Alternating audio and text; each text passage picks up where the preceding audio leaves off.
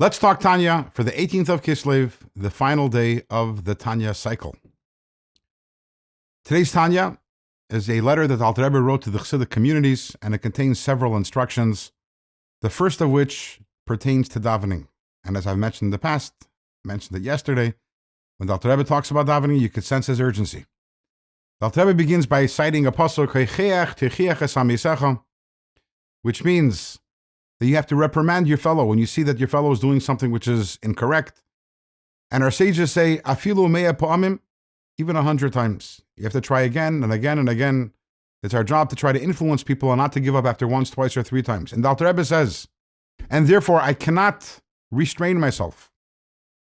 And I'm going to scream. Maybe my voice is weak from screaming, the Alter Rebbe says. But please, have mercy on yourselves. Have compassion on yourselves. As shuls, as communities, I want you to daven properly. What does it mean to daven properly? That means with a minyan. Everyone davens together. Not, as the Alter Rebbe says, not you go into a shul and one person is holding here and davening, and another person is holding there and davening. One person is sitting twiddling their fingers, another person is sitting and engaged in a conversation. Alter Rebbe says, I want everyone davening together from the beginning of davening to the end of davening, word for word. And the Alter Rebbe then exclaims, Gewalt, Gewalt, Gewalt. In Yiddish, there is no real good translation for this, but it's a cry of dismay, of pain, of shock. And the Alter Rebbe says, is it not enough, all the suffering we've had in Galus up until this point? Please, please, please, daven properly. And again here, the Alter Rebbe is more focused, not so much on the individuals davening when they're at home, but when you go to shul, that everyone should be davening properly together with decorum. That's the first point of this letter.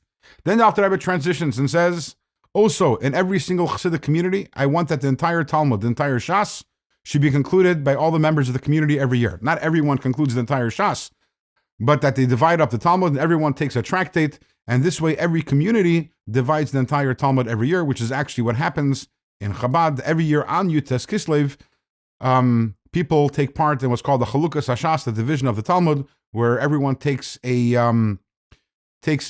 tractate of the Talmud, and this way everyone studies together, and it's considered as everyone took part in the completion of the Talmud every single year. That is the second instruction.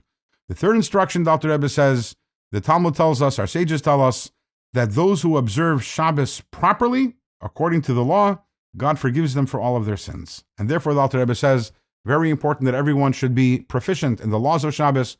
We know the laws of Shabbos aren't necessarily easy, it takes time, but to study them and know them well to make sure that we're actually observing the Shabbos properly and correctly. That is practically speaking. And then the Alter Rebbe says, there's an inner dimension to Shabbos. The inner dimension to Shabbos is that not only do we abstain from doing creative work, but also Shabbos is a holier day.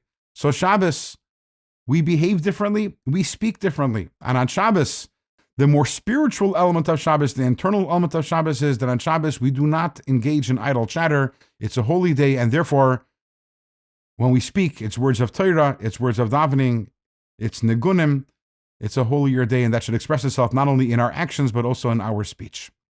With this, we've concluded the Tanya. Mazel tov, mazel tov. God willing, tomorrow, we start Tanya again, and I hope that you tune in again to Let's Talk Tanya for another year of Tanya study.